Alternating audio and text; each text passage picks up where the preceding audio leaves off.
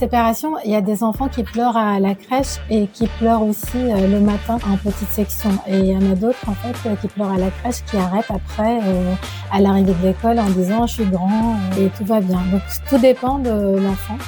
Encore une fois, c'est au cas par cas. Donc, l'idée, c'est effectivement que les enfants soient sans couche. Je dis ça, mais souvent, enfin la plupart du temps, les petites sections vont être propres, sans mettre la pression à l'enfant. C'est vraiment important, ça. Il y a quelque chose aussi qu'on dit aux parents, c'est en fait proposer un petit rituel quand on arrive. Parce que l'enfant, effectivement, a une difficulté à appréhender la temporalité. Du coup, moi, j'ai juste une petite question. Si vraiment pour un enfant, c'est très très compliqué, qu'est-ce que vous pouvez proposer du coup aux familles dans ces cas-là? Les petites canailles chaudes. Bonjour, bienvenue à l'émission Les Petits Canailles Chauds. Aujourd'hui, je suis avec Emma et Darine et je suis Diane, directrice de crèche des groupes des Petits Canailles et animatrice sur cette émission. Aujourd'hui, on va parler de la rentrée à l'école en maternelle et je vais laisser mes collègues se présenter à chacune leur tour. Alors bonjour, merci de nous accueillir, Diane. Je suis Emma Laporte, je suis la directrice des écoles Montessori, Les Petites Canailles, et je suis ravie d'être là. Et bien, ravie d'être avec vous aussi. Moi, je suis Darine, donc je suis éducatrice francophone et je travaille à l'école de Neuilly. Et je suis ravie d'être avec vous aussi. Et ben, bienvenue avec nous sur cette émission. Du coup, le but de cette émission, c'est de parler du coup de la rentrée à l'école pour les plus grands, à la rentrée qui arrive dans quelques mois, et de pouvoir répondre aux questions que les parents peuvent se poser pour pouvoir répondre à leurs inquiétudes, tout ensemble. Du coup, moi, j'ai recensé plusieurs questions de parents. Le but, c'est qu'on puisse les poser et puis répondre ensemble, chacune avec notre point de vue, nos compétences, nos qualités, etc. Donc moi, en tant que directrice, et vous, plutôt au côté école, pour pouvoir assurer les parents qui regarderont cette émission par la suite. Très bien. On a fait le choix avec Darine de aussi avoir une vision aussi bien école Montessori que école plus classique, traditionnelle. Comme ça, les parents pourront évidemment avoir plusieurs points de vue. C'est super. Je pense que ça va vraiment intéresser chaque famille puisque du coup, on parle beaucoup de Montessori ces derniers temps. Donc, je pense qu'ils ont aussi des questions sur cette école-là. Et puis, évidemment, ils ne vont pas tous y aller. Donc, là, d'avoir le point de vue école classique, ça permet du coup de pouvoir répondre à l'ensemble des familles. Donc, c'est super. Du coup, la première question.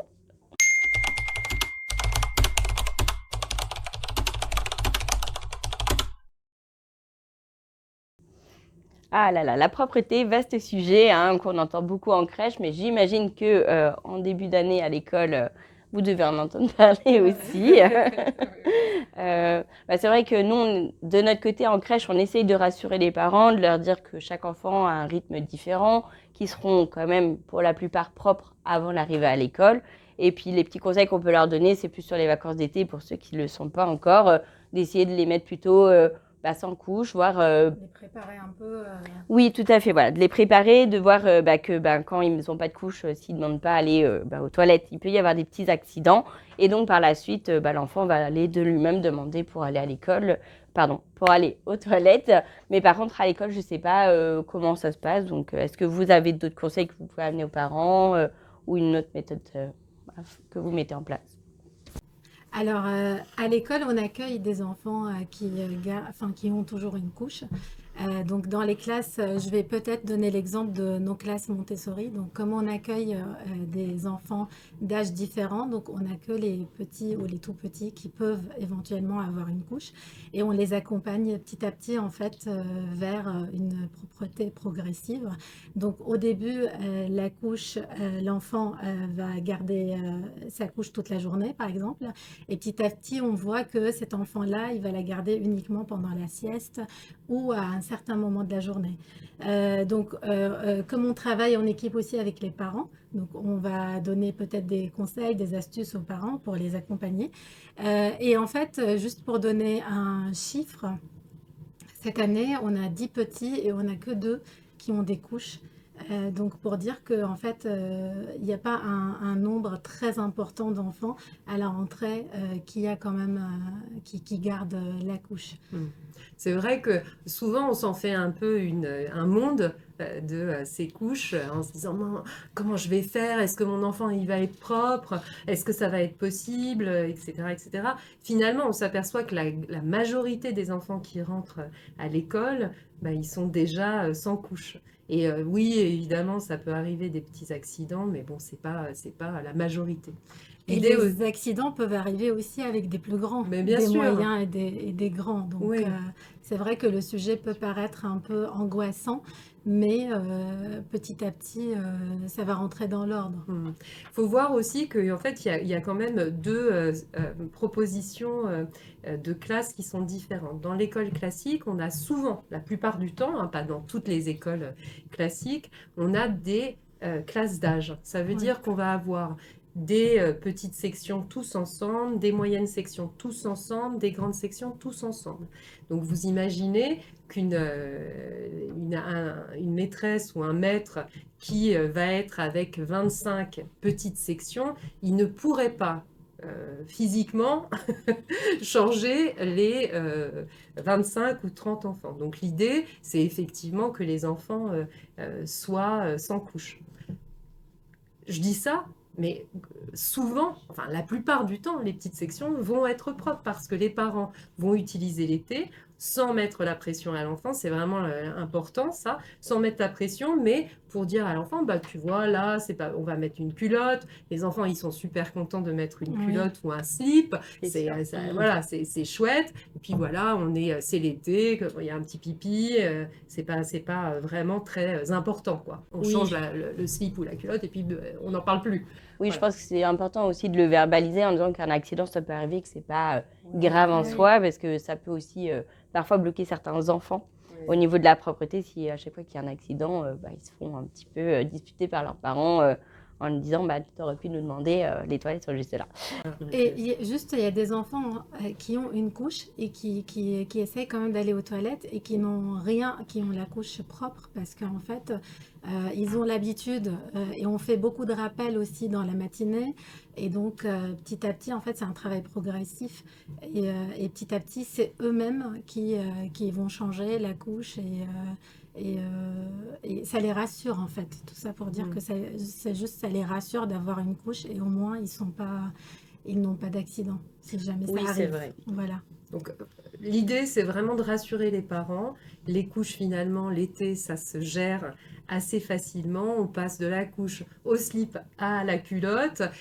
La plupart du temps, ça se passe bien. Et puis, si effectivement, c'est un peu encore compliqué, il y a quelques accidents dans l'école classique et les maîtres et les maîtresses vont pouvoir changer les enfants, leur proposer de mettre effectivement un change-propre. Et puis, nous, effectivement, à l'école Montessori, comme on a des classes qui sont d'âge mélangé, ça nous permet d'accompagner un petit peu plus longtemps les enfants qui ont besoin de porter une couche. Et encore, sur nos classes, effectivement, on a très peu, comme tu disais, Darine, d'enfants qui ont besoin de porter des couches. Oui, je pense que ce qui est clair, c'est que la plupart du temps, les enfants sont propres avant d'arriver à l'école, qu'il y a un travail en crèche ou même dans les écoles Montessori qui accueillent aussi des enfants, on va dire, un peu plus jeunes que dans les écoles classiques. Mais en transition. Et puis les accidents, ça arrive, mais il faut vraiment rassurer les enfants et je pense que ça passe par le discours de et tout le monde. rassurer les parents. Et rassurer les parents, bien évidemment. Du coup, je pense qu'on a fait le tour du sujet, en tout cas sur la propreté. Par contre, il faut savoir que si jamais vos enfants ont des problèmes un peu particuliers avec un projet d'accueil individualisé qui est mis en place, il sera tout de même accueilli sur les écoles et pourra, du coup, dans ce cas, porter des couches toute la journée ou plus longtemps si besoin. Bien sûr. Nous allons donc passer à la deuxième question qui préoccupe les parents.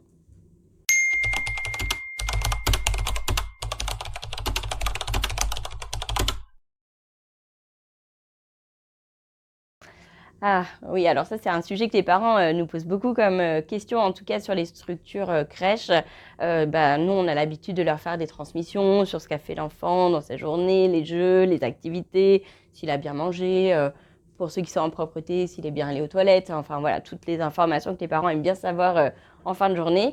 Et souvent ils nous disent, mais nous quand on pose la question à notre enfant, il est incapable de nous raconter sa journée. Et pour les familles qui ont des frères et sœurs, ils disent à l'école, c'est encore pire, on n'a aucune info. Alors, C'est vrai. je comprends l'inquiétude des parents parce que c'est vrai que c'est une vraie transition entre ce que nous, on propose à la crèche avec beaucoup d'informations sur l'enfant et l'école où il n'y en a pas forcément. Du coup, je ne sais pas si vous avez des anecdotes, des petits conseils qu'on pourrait donner aux familles sur les structures pour les préparer à ce changement un peu radical, on va dire, sur est-ce que mon enfant a passé une bonne journée. Ça me fait un peu rire parce que finalement, on peut se dire que les enfants grandissent et peut-être effectivement, on peut plus savoir. Ils vont détailler la journée. On peut plus savoir exactement ce qu'ils ont fait dans leur journée, etc.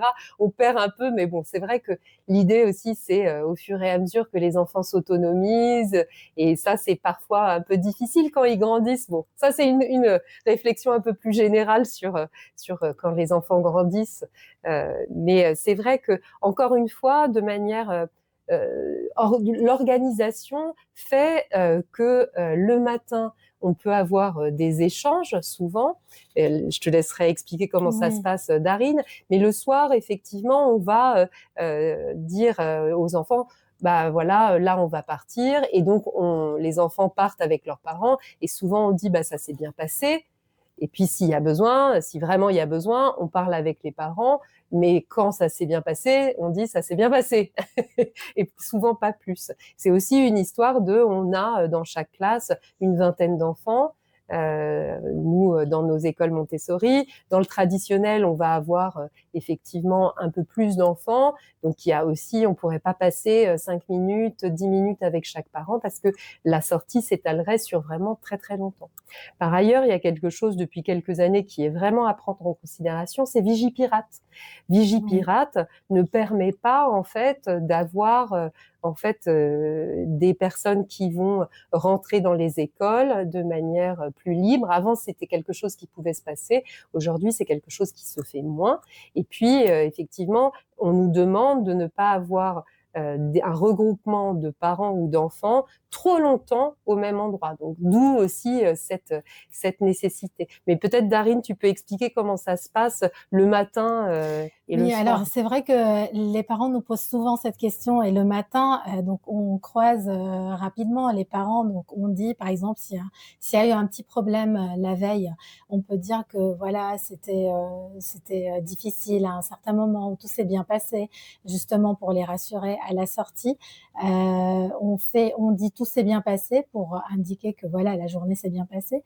Alors ce qu'on dit aux parents aussi, c'est de poser des questions. Parce que c'est vrai que l'enfant, il est vraiment dans le présent, donc c'est normal qu'il raconte pas ses journées. Il n'a pas encore ses capacités de faire cette succession d'événements dans sa journée. Et donc en fait, on dit aux parents de poser des questions ouvertes parfois pour avoir un peu plus d'informations, ou même des questions fermées. Est-ce que tu as joué avec tel, par exemple? Ça peut petit à petit peut-être déclencher une conversation. Alors ça reste très difficile pour les enfants de raconter les détails, mais ce qu'on fait aussi nous, c'est publier des photos et des vidéos parfois sur l'application Kiddies, des petites canailles. Et donc en fait, à partir de ces photos, le parent va montrer par exemple la photo à son enfant et lui dire mais là qu'est-ce que tu es en train de faire, parler de cette activité. Donc ça peut éventuellement permettre à l'enfant d'avoir plus de vocabulaire pour pouvoir expliquer mieux sa journée.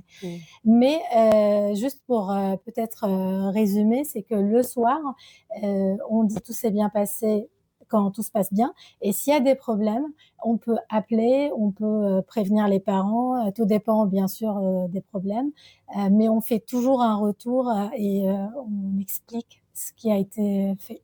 L'idée globale, c'est quand même que ça se passe bien à l'école pour les enfants. Donc en fait, il y a besoin d'une communication avec les parents.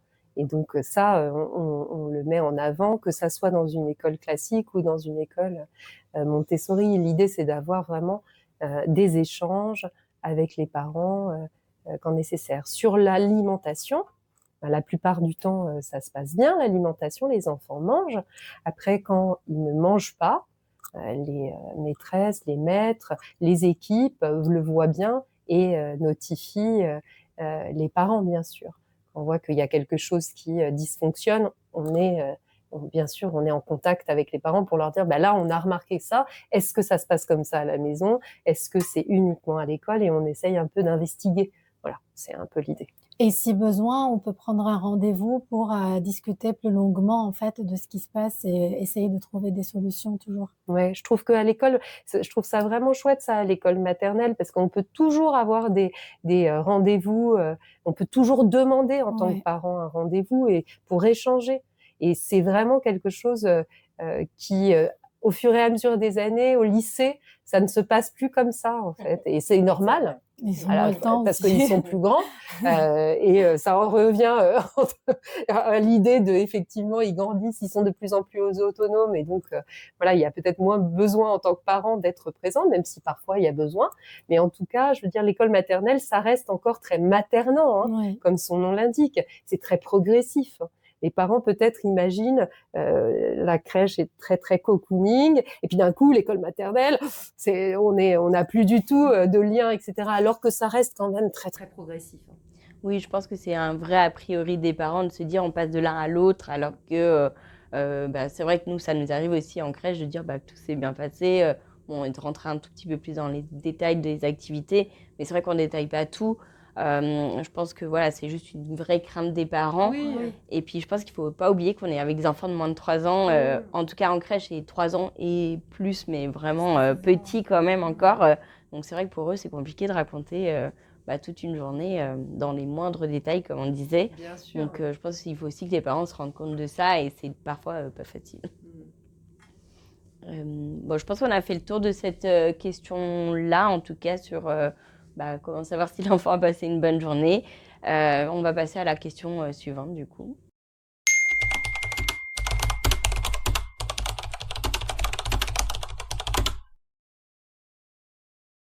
C'est vrai que certains parents nous posent la question de comment ça va se passer, la séparation à l'école, puisque du coup, parfois, c'est un peu compliqué, la première séparation à la crèche, l'enfant pleure beaucoup.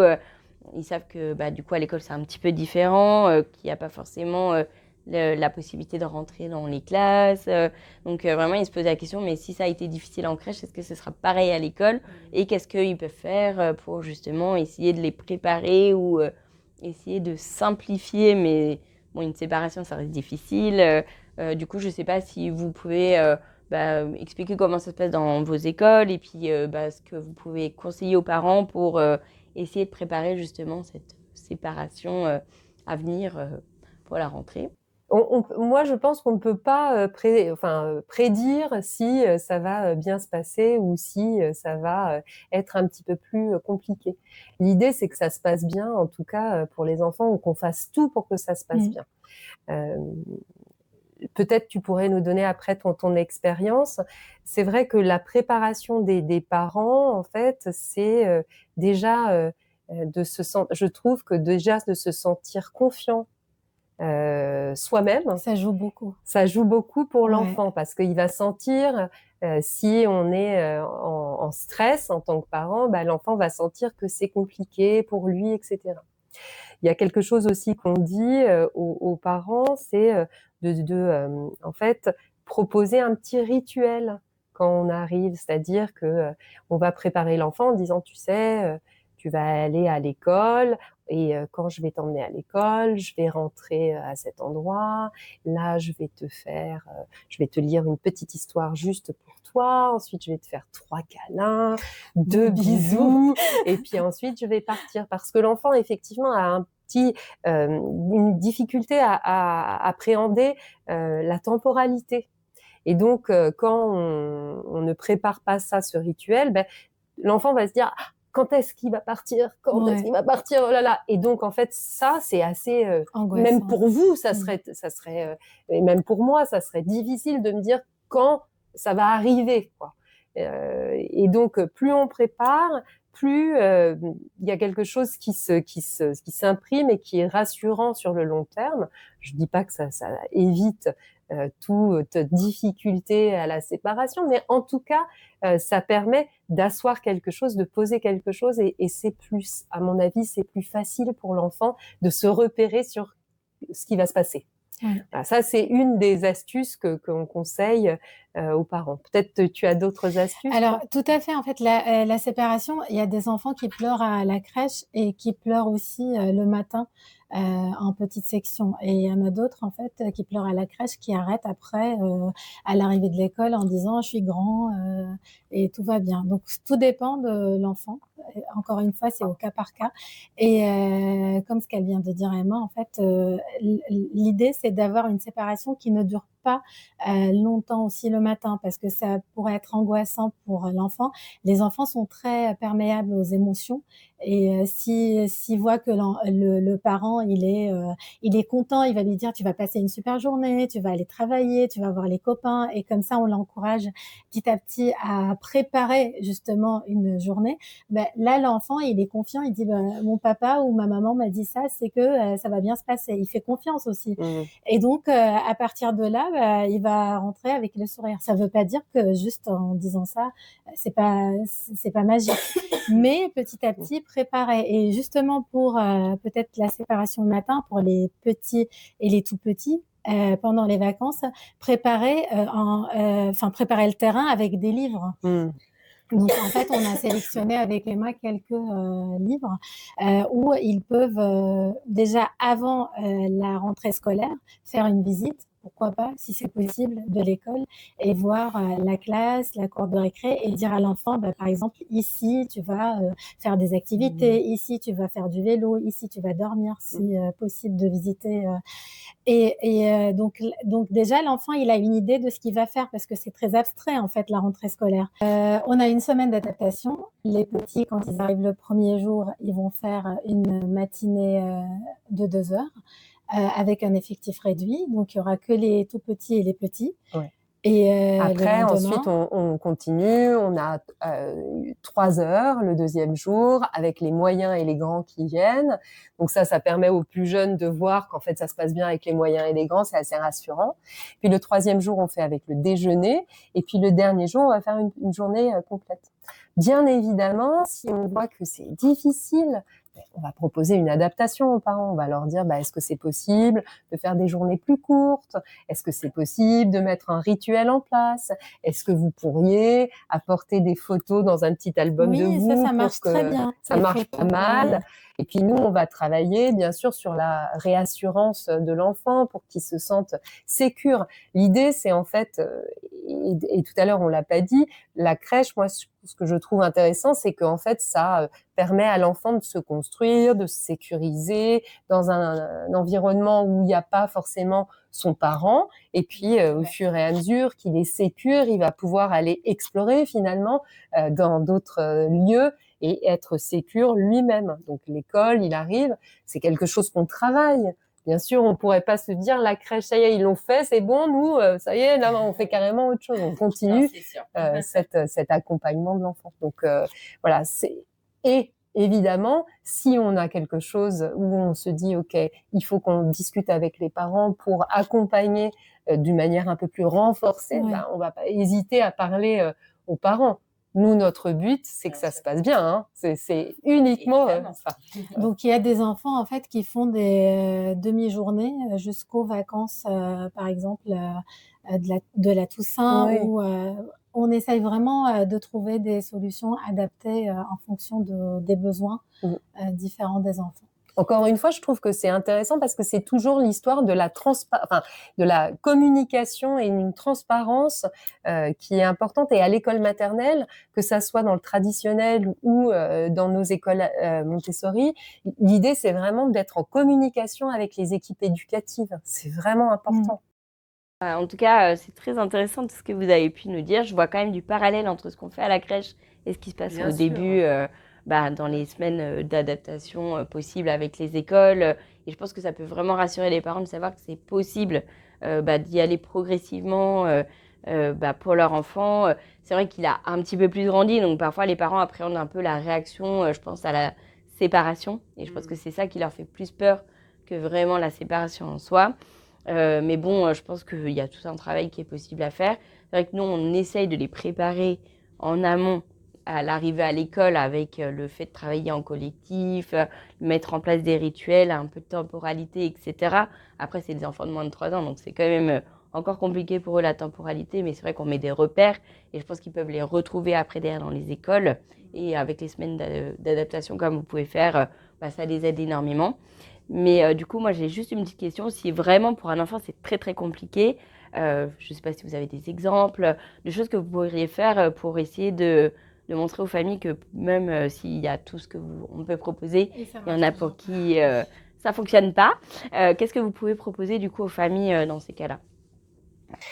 Alors ça peut arriver et donc dans ce cas-là, en fait, on propose, à ce qu'on avait fait, par exemple, c'est un exemple très concret, l'année dernière, heu, on a proposé, aux parents de venir et de rester un peu, dans la classe, pendant un certain temps le matin et comme ça parce qu'en fait l'enfant, il était très angoissé, il n'était pas accessible et du coup, la séparation, elle était presque impossible. Et donc dans ce cas-là, en fait, malheureusement, on peut pas faire, grand-chose. Donc en fait, le parent rentrait dans la classe avec l'enfant. Il restait un temps, ça peut aller, de 10 minutes à 1 heure et là, il était, sur une chaise, donc l'enfant se sentait, plus, en sécurité comme il y avait le parent. Mmh. Petit à petit, il commençait à faire des activités, à discuter un peu avec les copains parce qu'avant il était vraiment, attaché, enfin collé à son, père et en fait, petit à petit, il voit qu'en fait, ça se passe plutôt bien et c'est un endroit, plutôt sympa, quoi et c'est comme ça, en fait, que c'est encore une fois un travail progressif, et l'enfant, il avait besoin de ce temps, Mmh. pour comprendre que, faut pas s'inquiéter, mais après c'est facile à dire et s'il le sent pas, c'est plus compliqué. Ça me fait penser, vraiment à ce que, vous proposez, en crèche aux petites canailles. L'idée d'avoir, un temps d'adaptation qui soit, assez long avec des temps, avec le parent pour que, l'enfant, le parent et les professionnels puissent être ensemble et progressivement avoir des expériences positives dans l'environnement pour après, capitaliser en fait sur ces expériences positives pour l'enfant et qu'il se sente en sécurité, c'est la même idée.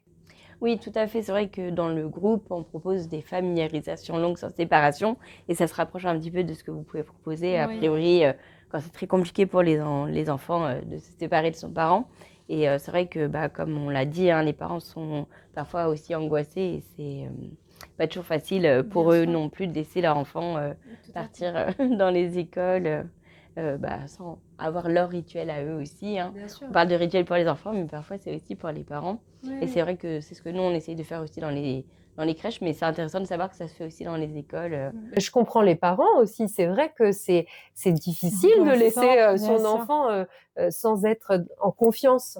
C'est un peu naturel, heureusement que des parents, se préoccupent, d'avoir confiance, donc oui, oui, j'entends et peut-être qu'on peut montrer, quelques livres, je Bien sûr, je sais pas si tu veux commencer, Darine, peut-être sur les livres Heu, que vous proposez. pour la rentrée peut-être oui, pendant les vacances, l'école maternelle, en fait, ça c'est un livre, il y a beaucoup de photos et c'est juste, par exemple, là, c'est écrit la salle de classe, le coin jeu, le coin cuisine, donc en fait, l'idée, c'est montrer, ces photos-là pour, qu'ils se familiarisent un peu mmh. avec, ces endroits. Donc après, il y a des questions-réponses ici, il me semble, mais qui préparent. mais qui prépare les repas pour les enfants. Donc là, il peut ouvrir la petite fenêtre pour lire ce qu'il y a à l'intérieur. Donc voilà, c'est des livres qui permettent encore une fois de préparer le terrain, d'avoir une idée, de comprendre ce qui va se passer Bien sûr. à l'école. Puis c'est rassurant, enfin même pour nous, j'imagine aller dans une nouvelle société pour un travail que je commence. Si on m'explique comment c'est, ce qui va se passer, je suis rassurée. Si je pouvais avoir le livre Qui va avec. qui va avec, je suis sûre d'être rassurée. Exactement. Bah, après, c'est vrai que nous, on n'a pas forcément les mêmes genres de livres que vous, mais c'est vrai qu'on essaye aussi de préparer un peu l'arrivée à l'école pour les enfants parce que bah, du coup, ils entendent par leurs parents à la rentrée, tu vas à l'école, tu es un grand. Donc, ils nous en parlent à la crèche pour les plus grands. Ils sont en capacité de nous dire bah, moi, à la rentrée, je vais à l'école. Et si on pose la question bah, qui va à l'école, ils vont tous répondre moi, moi, moi, moi, moi. Donc, voilà. Donc, c'est vrai que on sent que ça les préoccupe, mais ils ne sont pas en capacité de dire bah, qu'est-ce qui va les angoisser, etc. Donc, c'est vrai que nous, on essaye de lire quand même quelques livres sur l'école, l'arrivée à l'école. Alors, bon, c'est plus à amener autrement, mais par exemple, sur un des livres qui marche bien, c'est Je veux pas aller à l'école. C'est vrai que c'est l'enfant qui a un petit peu, enfin, c'est représenté par un lapin, mais c'est plus sur bah, j'ai un petit peu peur d'aller à l'école, ça m'angoisse la nuit, j'appelle maman. Voilà, et du coup, c'est sur la réassurance du parent, sur l'arrivée à l'école. On a aussi celui-là où ça présente plus l'école maternelle dedans. Alors, il se rapproche un petit peu plus de vos livres avec du coup la séparation avec la maîtresse, le fait qu'il puisse aussi dormir, etc. Donc ça marche plutôt bien. Et après, bah, nous, on en lit sur d'autres sujets parce que du coup, on en a abordé quelques-uns, mais sur je mets plus la couche, donc la propreté, ça, on travaille beaucoup aussi auprès des enfants. Et la notion de je suis grand. Alors, ça, voilà, on le entend, hein, les enfants nous disent ah ben moi je suis grand, je vais aller à l'école. Bah, du coup, voilà, on essaye de travailler un petit peu toutes ces notions en crèche avec des lectures, mais qui sont peut-être pas aussi, enfin un petit peu différentes de celles que vous proposez, mais qui peuvent se compléter. Bien sûr. Et peut-être un dernier que les enfants adorent, c'est l'école de Léon. Donc en fait là, c'est l'histoire d'un petit garçon justement qui voulait pas aller à l'école. Et après, bah, petit à petit, donc il raconte l'histoire. Je vais pas spoiler, vous inquiétez pas. Mais voilà, c'est un livre qui fonctionne bien en général avec les enfants. Mais ça pourrait être intéressant même pour nous d'avoir quelques livres que vous avez aussi à l'école pour pouvoir les présenter en crèche aux enfants. Donc peut-être qu'on pourra faire un partage aussi de livres. Comme ça, on pourra aussi les proposer nous, sur nos structures. Pour les et préparer inversement. un peu. Exactement. Bon, après, on les lit pas trop tôt dans l'année non plus, hein, parce que voilà. En général, on commence vraiment les livres sur l'école une fois qu'ils ont fait tous leur visite d'école, ou quand les premiers commencent à faire les visites, parce qu'ils commencent à parler ah bah j'ai vu ma maîtresse, je sais où je vais aller. Et puis il y a des parents aussi qui parlent entre eux et qui disent ah bah tu sais, tu vas être dans la même école que le copain qui est dans la crèche. Donc ça rassure aussi un petit peu de savoir qu'il y a plusieurs enfants de la même structure qui vont sur la même école. Bien sûr. Donc ça aide un petit peu.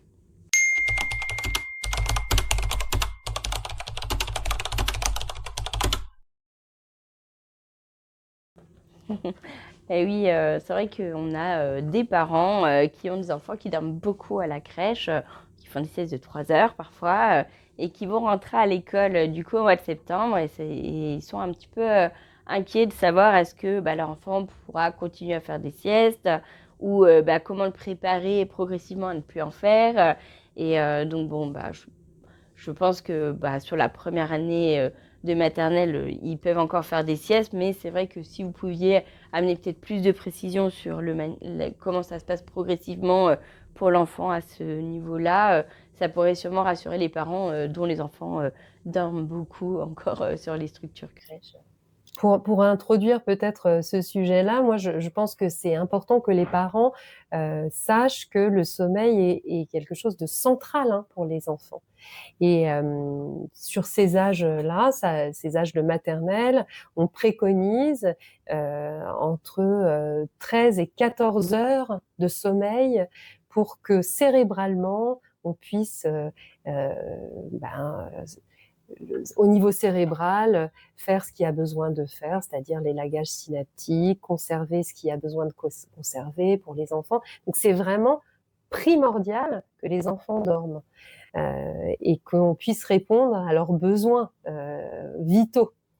Un enfant qui ne dort pas assez, il va être fatigué, mal, il va pas pouvoir bien retenir les choses. Voilà, c'est vraiment quelque chose qui vraiment, quand je dis central, c'est vraiment central. Donc, l'idée, c'est de permettre aux enfants de pouvoir se reposer. Parfois, il y a certains enfants, les parents nous disent, ils ne dorment pas. Finalement, quand on commence l'école, les journées sont quand même assez chargées. Il y a beaucoup de choses à faire, etc. Et souvent, les enfants, finalement, dorment. Donc, les très petites sections et les petites sections, on va leur proposer, effectivement, dans une pièce dans nos écoles, une salle où ils vont pouvoir vraiment dormir sur des petits lits de camp, voilà, et vraiment se reposer. Dans l'école plus classique, il va aussi y avoir une proposition de sieste, évidemment. Et cette proposition, elle va se faire après le déjeuner.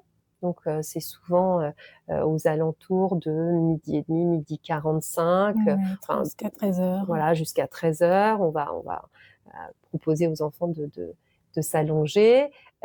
La sieste, elle peut aller effectivement jusqu'à 15h. 15h, peut-être même 15h30 en fonction des enfants. Voilà, donc l'idée, c'est vraiment pas quelque chose sur lequel il faut se tendre en tant que parent, parce que c'est vraiment quelque chose qui est dans les écoles, en fait, qui est conseillé et qui est proposé et qui est fait. Donc voilà. Et même les moyens ou les grands qui ont besoin de faire une sieste, en fait, on ne va pas empêcher un enfant de dormir si besoin. On a encore des moyens qui s'allongent parfois et qui font une petite sieste et ça leur fait du bien. Et voilà, c'est bien évidemment autorisé, quoi. Bon, en tout cas, c'est rassurant. Nous, on pourra aussi rassurer les parents à ce niveau-là, notamment quand ils nous posent la question, de leur dire que leur enfant pourra toujours se reposer, profiter de ce temps bénéfique, en tout cas pour les enfants. Hein, on le sait, c'est là où ils apprennent le plus de choses, enfin, ils retiennent le plus de choses. Donc, je pense que, voilà, on va pouvoir, nous, dans nos discours, rassurer les parents sur le sommeil. Du coup, on a répondu à l'ensemble des questions qui avaient été abordées par les parents, en tout cas celles qui étaient questionnantes pour eux. Et puis, on va passer plutôt sur un petit jeu avec Léa, des questions vraies-faux, pour pouvoir voir si on peut amener d'autres réponses. On se prépare. Voilà, on va prendre une petite pancarte vrai-faux. Et on écoute les... Bonjour Léa. Bonjour Léa. Alors, comme d'habitude, donc, je vais pouvoir vous faire mon petit jeu favori, donc le vrai faux. Donc, comme vous l'avez compris, effectivement, à vos pancartes. Donc, je vais vous donner quelques préjugés, ou du moins idées que certains parents peuvent avoir avant la rentrée à l'école. Et on va voir ensemble si, selon vous, c'est vrai ou c'est faux, et pourquoi dans ces cas-là. Alors, ma toute première, est-ce que vous êtes prête déjà ? Oui. Allez, okay. Alors, ma première, c'est les enfants n'ont plus le droit à la tétine et au doudou dès qu'ils rentrent à l'école. Okay, vous êtes d'accord ? On est d'accord. Donc, vous avez un petit mot à dire là-dessus ? Oui, c'est que, alors, rapidement, le doudou, la tétine sont des objets personnels qui sont rapportés à l'école quand besoin. C'est vrai que à l'école, dans notre école, on va dire, voilà, la tétine et le doudou, quand tu fais une activité, tu peux les poser là, et quand on aura besoin, tu peux aller les rechercher. Quand un enfant est dans une activité, s'il a son doudou, sa tétine, etc., c'est un peu compliqué. Donc, l'idée, c'est de leur dire, voilà, là, tu es en train de faire une activité, on va poser le doudou et la tétine là, et puis quand tu auras besoin, tu vas les chercher. Et ça fonctionne plutôt bien. Ça marche bien, oui. Oui, ça marche Le doudou, bien. il est jamais trop loin, donc s'il a besoin de lui faire un câlin, il est toujours à côté, quoi. Oui, ça se passe bien. Bah, nous, en crèche, c'est pareil. On essaye d'inciter les enfants à poser le doudou, la tétine quand on fait des activités, etc. Bon, après, s'il veut vraiment pas le poser, on va le laisser. Je pense que c'est plutôt les parents qui ont envie que l'enfant arrête la tétine. Pas forcément le doudou, mais en tout cas la tétine. Voilà, je pense que ça vient souvent des parents, pas de l'enfant. Donc voilà, mais si l'enfant il en a besoin, moi je pense qu'il faut lui laisser, même en école. Ça peut aussi aider parfois soit à la séparation, soit à des moments un peu plus difficiles. Donc pour l'enfant, hein, ils ont des petits à peine dans la journée, donc voilà. Mais c'est sûr qu'il faut l'inciter à le poser quand il n'en a pas besoin. Top, merci. Alors j'en ai une autre. Ma deuxième question, mon deuxième gros préjugé, ça va être plutôt... alors en gros, il n'y a pas de programme à l'école maternelle, c'est pas du sérieux l'école maternelle. Quoi?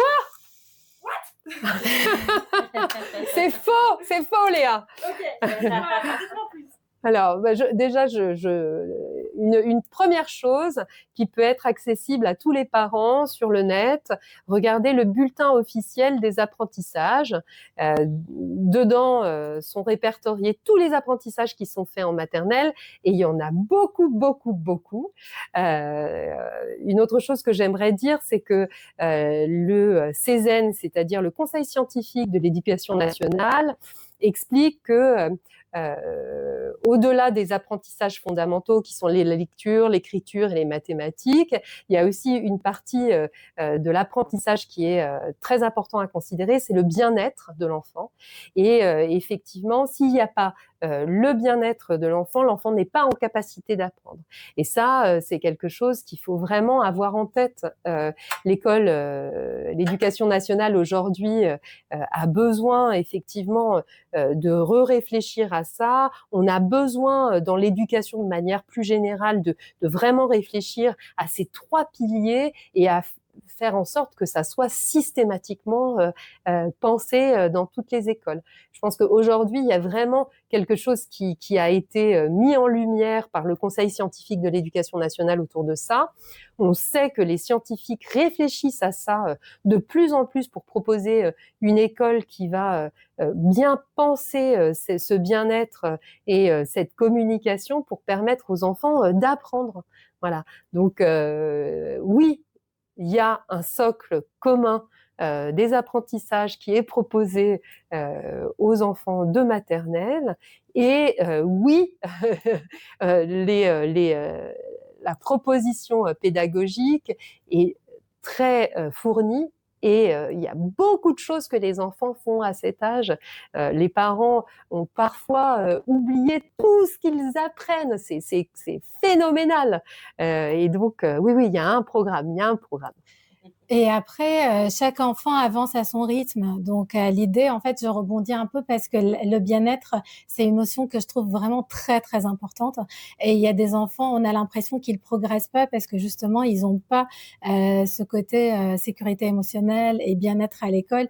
Et une fois c'est installé, après, l'enfant, il progresse plus rapidement. Donc, merci de l'avoir Oui, ça me tient à cœur. Oui. Moi, je rebondis aussi sur ce que vous avez dit. En crèche, nous aussi, on prépare l'enfant à cette arrivée à l'école et ça passe par la sécurisation, l'exploration du monde autour, les propositions pédagogiques ou d'activités en tout cas qu'on peut mettre en place pour que l'enfant devienne autonome, puisse acquérir certaines compétences avant d'arriver à l'école.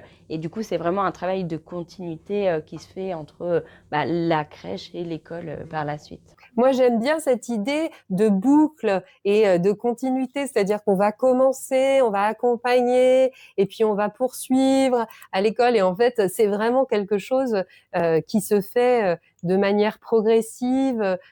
Donc, ça serait très bizarre de se dire, il y a aucun accompagnement et puis d'un coup, il y a un accompagnement en primaire ou il y a un accompagnement au collège.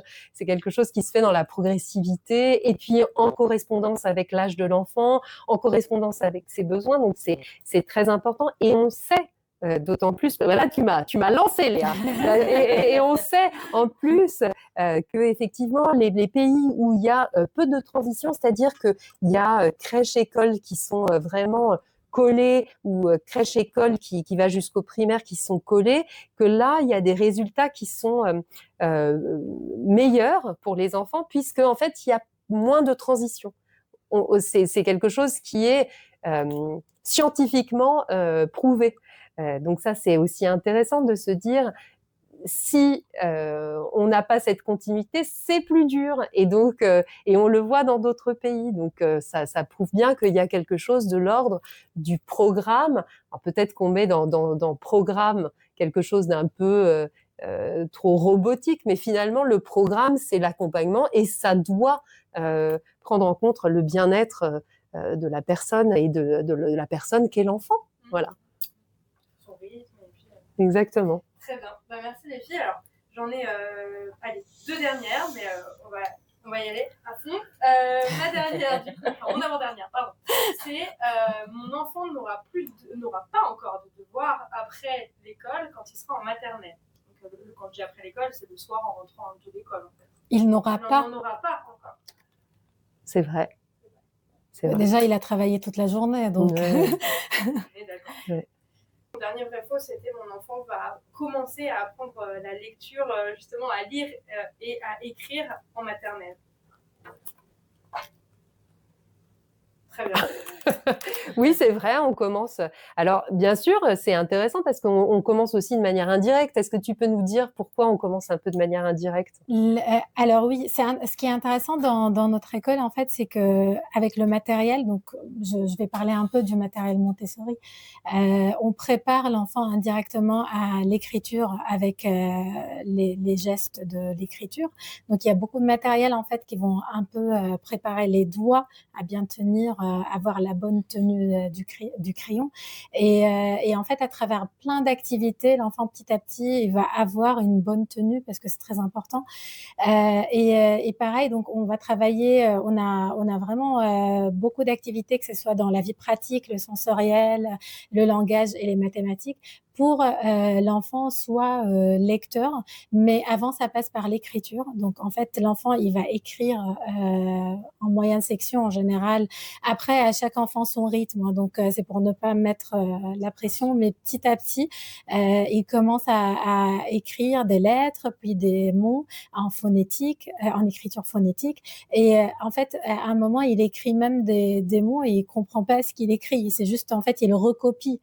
Et petit à petit, en fait, cette écriture va déclencher la lecture chez lui. Donc, en fait, il y a tout un travail de préparation en petites sections, en toutes petites sections, pour amener justement à l'écriture et la lecture. Oui, j'aime bien aussi en Montessori, en fait, tout le travail autour de l'avant-bras, travailler, visser, dévisser, ça fait travailler la pince et puis le fait d'être assez mobile, parce que finalement, quand on écrit, il faut qu'on soit assez mobile Le tapis aussi. Le tapis, ranger le tapis, ça c'est quelque les chose. Cylindres, tout à fait. La cuillère, toutes les activités de je transvase. Et justement, là on peut, peut-être c'est hors sujet, mais donner des conseils aux parents pour faire ces activités justement avec l'enfant, parce que ça développe énormément l'autonomie et c'est une préparation indirecte. Exactement. Aussi, tout ce qui est pâte à modeler, ça fait travailler tous les muscles de l'avant-bras qui sont vraiment hyper importants au niveau de la préhension par la suite. Moi, ce que je trouve intéressant aussi, c'est qu'on travaille dans le sensoriel, beaucoup autour des sons, c'est-à-dire les boîtes à bruit, les clochettes, et ça, c'est préparatif.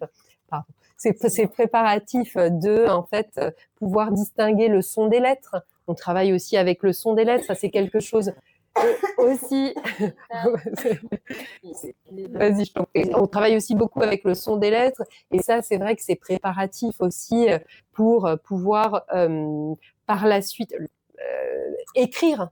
C'est-à-dire si et ça encore une fois c'est effectivement Stanislas Dehaene qui avance ça en expliquant qu'effectivement c'est hyper important d'avoir la proposition du son des lettres pour pouvoir en fait comprendre les mots, pouvoir les écrire par la suite. Donc, si on sait que on a un sac et on veut écrire sac, on va dire c'est quoi sac? C'est sac. Est-ce que tu entends dans sac? Voilà. Ça, c'est Ma pauvre. Non, mais c'est parfait. Donc ça, c'est des choses qu'on va pouvoir proposer. À l'école plus traditionnelle, bien évidemment, ils vont travailler autour de ça aussi. Peut-être pas avec le matériel Montessori, mais évidemment que c'est quelque chose qui fait partie du socle commun des apprentissages, donc ça va être travaillé. Donc oui, c'est vrai. Et d'ailleurs, Emma, il me semble qu'il y a des vidéos sur notre compte YouTube où justement tu présentes. Oui.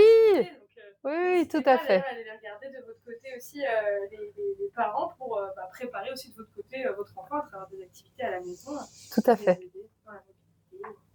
Très bien, écoutez, en tout cas, moi de mon côté, c'est fini pour le petit jeu, même si de toute façon vous étiez toutes d'accord et c'était un peu le but. Ça fait que normalement on est tous OK sur ces sujets-là. Et merci beaucoup. Et puis voilà.